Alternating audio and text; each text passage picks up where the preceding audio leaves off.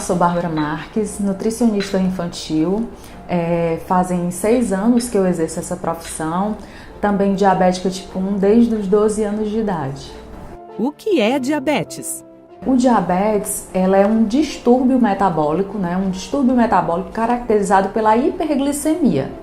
E essa hiperglicemia é devido ao má funcionamento da insulina ou a diminuição nessa produção de insulina e também na perda da função do pâncreas, ou seja, o pâncreas parou de produzir aquela insulina. Quais os tipos existentes? Os tipos existentes de diabetes, né, é o diabetes tipo 1, tipo 2, gestacional e também tem outros tipos de diabetes. O diabetes tipo 1 é aquele diabetes que é dado mais na infância, né, na fase de criança e adolescência. O diabetes tipo 2 é a partir dos 40 anos de idade. Claro, isso não é uma regra. Hoje, com a transição nutricional, nós temos crianças com diabetes tipo 2, adolescentes com diabetes tipo 2. E tem o DM gestacional, que é o diabetes gestacional, que é quando uma mulher engravida e a partir do momento dessa gravidez ela pode desenvolver um diabetes. E é diferente do diabetes tipo 1, que já é diabético e engravida, né? Então, o diabetes gestacional ele é muito específico. A mulher engravidou, teve o diabetes no período da gestação. Por medicações, né? A pessoa tomou várias medicações que agrediu o pâncreas e a pessoa ficou diabética, ou por infecções, um vírus, uma bactéria atingiu esse pâncreas e parou de produzir insulina, as endocrinopatias, as pancreatites, enfim, são vários outros tipos de diabetes, diabetes neonatal. E assim, quais são os sintomas do diabetes, né? O diabetes tipo 1, ele é muito característico. Ele começa com a criança ou adolescente, né, com polifagia, que é o excesso de fome, a poliúria, que é o excesso de micção, né? Ele vai urinar muito, polidipsia, que é o excesso de sede, e um emagrecimento em excesso, né? Por quê? Porque o corpo ele começa a utilizar dessa gordura, né? O organismo começa a utilizar da gordura do corpo da criança ou do adolescente para a produção de energia, já que ele não tem a insulina para jogar essa glicose dentro da célula. O diabetes tipo 2, ele já vem, a pessoa já vem com uma certa resistência à insulina, né? Por algum tempo a pessoa já vem com uma certa resistência à insulina. Às vezes a pessoa tem sinais de acantose, né? Que são essas manchas escuras no pescoço. Então, a partir dos 40 anos, e pode ser antes também, a pessoa começa a ter uma resistência à insulina, uma diminuição nessa produção da insulina. E aí ela é diferente dos sintomas do diabetes tipo 1. O diabetes tipo 1 geralmente ela é abrupta, ela acontece de uma vez, e o diabetes tipo 2 não. O diabético tipo 2 ele pode começar a emagrecer, pode começar a ter um excesso de micção, um excesso de fome, mas é bem diferente do diabetes tipo 1. E o diabetes gestacional realmente é quando a mulher está grávida, né, e tem essa alteração na glicemia. Quando o médico já identifica essa alteração na glicemia, né, através dos exames, ele já faz a conduta, né, já estabelece uma conduta para o diabetes gestacional. A diabetes tem cura? E quais os possíveis tratamentos? O diabetes ele não tem cura, né? Por enquanto não existe a cura para o diabetes. O que nós temos são os tratamentos, né? O tratamento, eu falo muito que são 3 pilares do tratamento do diabetes, que é o quê? É a alimentação, a medicação e a atividade física. Sem nenhum desses 3, o paciente realmente ele não consegue viver bem, né? Porque um vai depender do outro. Então, no diabetes tipo 1, nós temos o tratamento com a insulina, né? Hoje, o padrão ouro de tratamento para o diabetes tipo 1 é a bomba de insulina, que é um equipamento que você conecta ao corpo através de uma cânula e ele fica injetando devagarinho a quantidade de insulina. Mas isso você tem que alimentar essa bomba com os dados, né, da glicemia, do que você vai comer, da quantidade de carboidrato, mas é um padrão ouro. Ela estabelece um melhor controle no diabetes. Nós temos também as insulinas, as canetas de insulinas, certo? Que os pacientes podem usar também. O tratamento hoje é muito avançado em relação à medicação.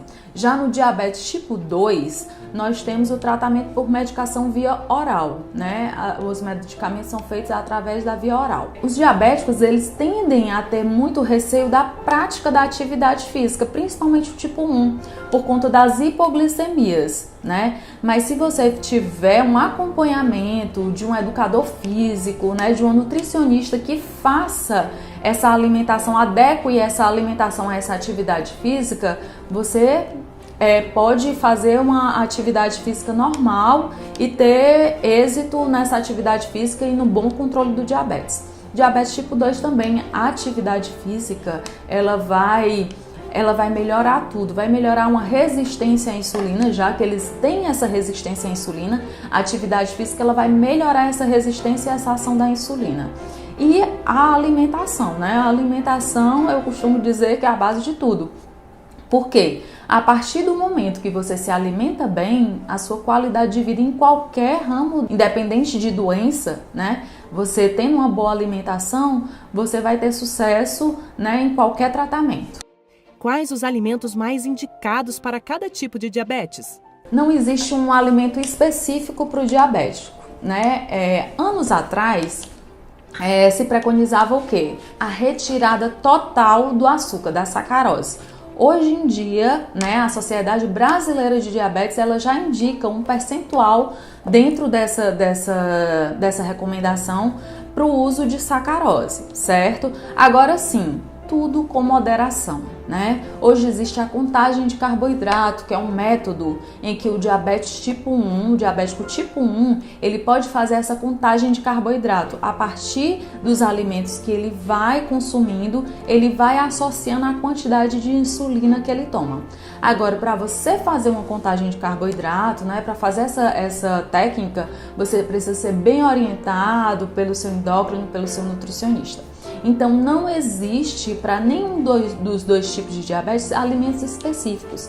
Agora, o que vai melhorar? Claro, os carboidratos complexos. E o que são isso, Bárbara? Carboidratos complexos são aqueles que contêm mais fibras, né? Que lentificam a chegada desse açúcar, desse carboidrato no sangue. Então, as fibras elas vão colaborar para que esse açúcar chegue lentamente ao sangue. Então, é muito indicado o uso dos carboidratos complexos no diabetes.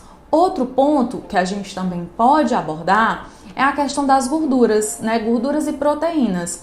Eles também lentificam essa chegada da glicose, né, ao sangue. O que é proibido na alimentação do diabético?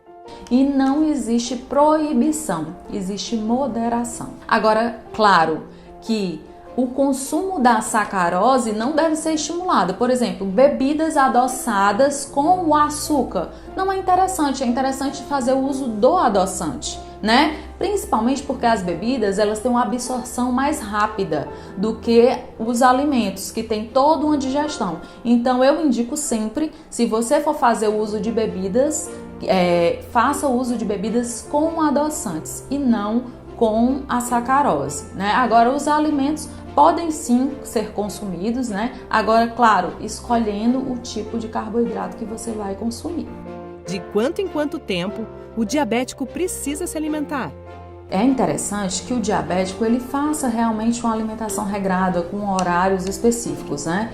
É interessante que faça realmente o consumo de alimentos de 3 em 3 horas, sempre tá consumindo alimentos com carboidratos complexos. Antes das práticas de atividades, fazer uma refeição mais reforçada para evitar as hipoglicemias durante o exercício. O que acontece quando o diabético não se alimenta bem ou deixa de comer?